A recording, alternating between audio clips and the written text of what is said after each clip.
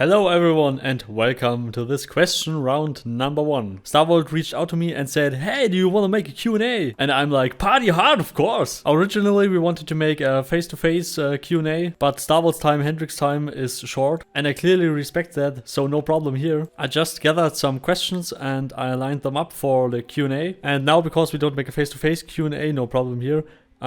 He just answered the questions and I will read them for you. And by the way, if you have any other questions that are not here in the Q&A, just write them in the comments. I watched a lot of Henrik's streams, so maybe I even can answer a lot of them. But if you have any questions that Henrik never answered or maybe never talked about, just write them in the comments. Then maybe we will get it answered. So anyway, we will start now while running through this beautiful Moki forest. Stamina and mana potions never existed in Mortal Online 1. Will they be in Mortal Online 2? Henrik's answer: there will be mods to these stats, yes. He means alchemy modifiers. But we are very careful allowing powerful insta-mana stamina pots to be available, as this would heavily change the balance we currently have. And I personally couldn't agree more on this. Maybe you implement it a little bit weak at first and then ramp it up with player feedback. But up to the next question. Will guild alliances be able to create heraldry like banners? Also in general stuff like uniforms and stuff, but heraldry is all that. Henrik's answer: yes, we have gone through the options.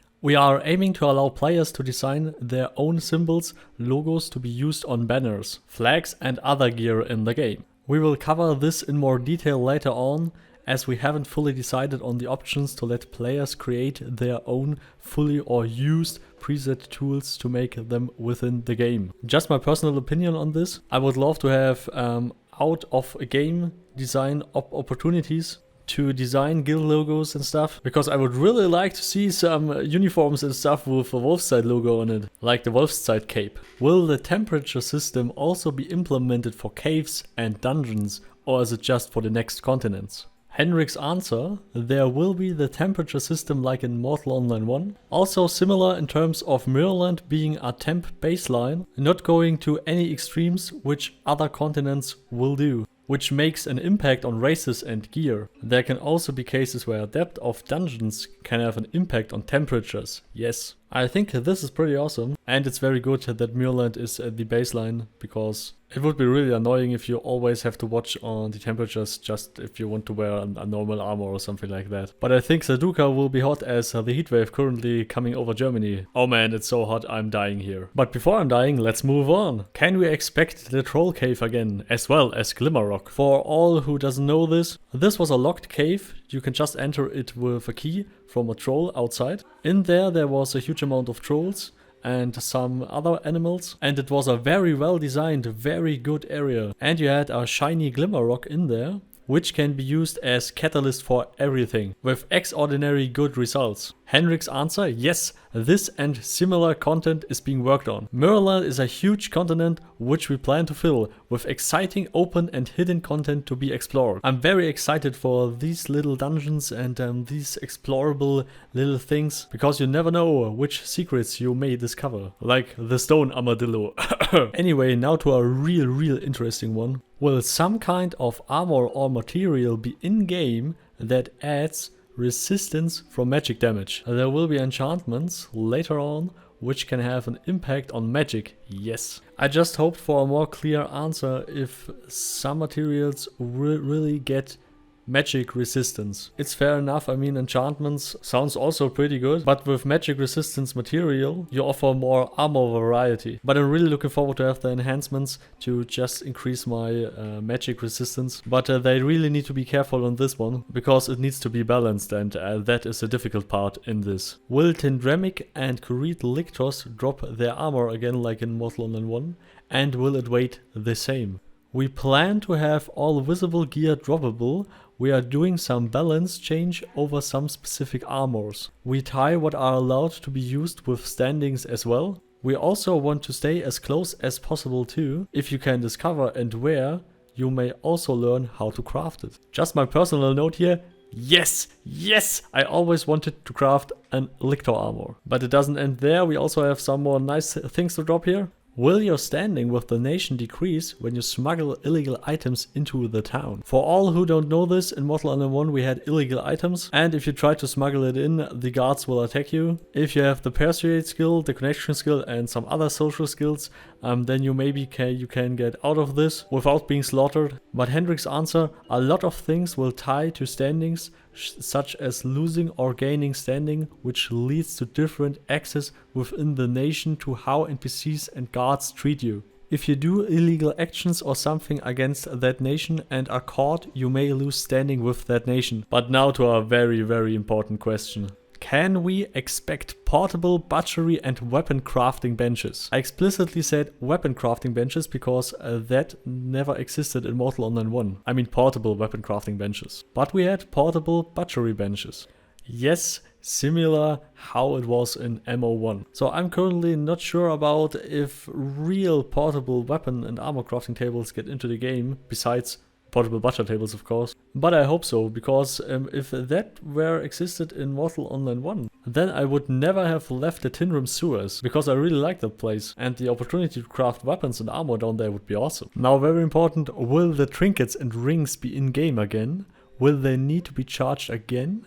Or will they be dropped on death? Oh man, that is a very difficult and tricky question. Henrik's answer, we plan to have trinkets in Mortal Kombat 1 as well, yes. And we will go over the balance to make sure they fit our design and play accordingly. They gave a lot of exploration and optional builds since introduced successfully in Mortal Kombat 1, and we plan to refine this field in Mortal Kombat 2. For me personally, trinkets were pretty useless, because charging a trinket for my crafter for 400 gold or something like that was just completely useless, because sometimes I got griefed or sometimes I got killed in the city, and then my charge is completely lost from that ring. So I lost so many gold by doing this. I'm not angry about you, Henrik, but the system, for example, you try to implement there is nothing for my playstyle, and I'm a crafter. I'm not the guy out there hitting people and dying all the time. But I'm very excited how you want to balance this and how you want to implement this, that people are actually using it. Don't get me wrong, it was okay if you need 2 strength points or something like that for some cap or something. But the larger trinkets and rings, I mean, the benefit of the costs is just no. Oh man, I'm getting too much off topic here. Next question. What do you think about some kind of mounted physics depending damage? For example, swinging a weapon at someone while you're riding by fast. What I meant by that was a damage increase if you are really fast on your horse. Henrik's answer, we have momentum force damage already in mounted combat, which means if you coordinate your swing when at high speed, you deal more damage. This is a very player skill oriented, so the better you become at this, the more damage you deal on a mount. We want to make sure it requires a lot of practice and skills to be highly effective. Man, this is an awesome mechanic, I love it. But now up to our next question. Will we be able to rent houses in Tindrem or in other cities? And also, will we be able to have house vendors again, like in MO1? We plan to let players rent housing in NPC cities, such as Tindrem, yes. I'm not sure about the timeline for this at this point, as we focus on delivering player housing first. Oh man, I'm really excited for renting a house in Tindrem. I always wanted to have an NPC house in Tindrem, and it would be awesome if other cities also have this, and that the guild who controls the city gets all the rent taxes. That is actually worth a lot to capture a city. And now, very sorry for that sad question. One sad question, will the 3 gravestones of the real-life dead Mortal Kombat 1 players, veterans, be carried over to Mortal Kombat 2? For all who don't know this, some well-known players from Mortal Kombat 1 passed away through diseases and some other stuff, and the community wanted gravestones for them in the game. So Starvolt added the gravestones to some graveyards. For example, Silver Auge, a friend of mine, he's at the Meduli graveyard. Every few years I visit that, so I really hope they continue with this in Mortal Kombat 2. We plan to bring those gravestones back, including my father's painting in Tindrem. Yes, that's awesome. Starvolt is the only company that's doing that,